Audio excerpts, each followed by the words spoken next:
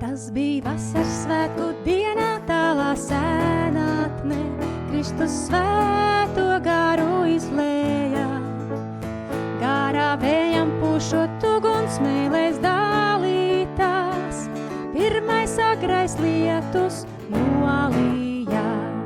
Pacēl acis vēlais lietus līst, dzīvā ūdens straumē brīvī plūst. Kas tā šodien tic, kā rakstos mums ir apsolīts, to par svēto garu piepildīts. Kad no tumšā klinšu kapa Kristus iznāca, nāve elle tika pārsvētā. Tad viņš godībā pie sava tēva uzbrauca, svētā gara spēku sūtīja. Pacēl acis vēlais lietus līst, dzīvā ūdens straumē brīvī plūst.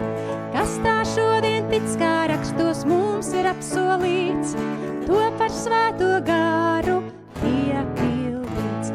Arī šodien vēl kā senos laikos svētais gars Dieva bērnu sirdis piepildā.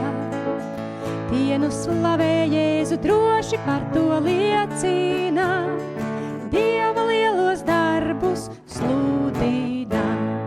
Pacēl acis vēlais lietus līst, dzīvā ūdens straumē brīvī plūst.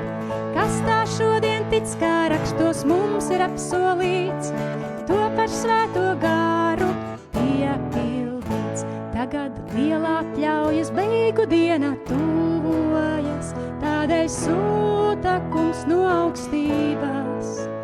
Vasaras svētku lietu, lai vēl raža ienāktos, kad to pakta debes apcirkņos.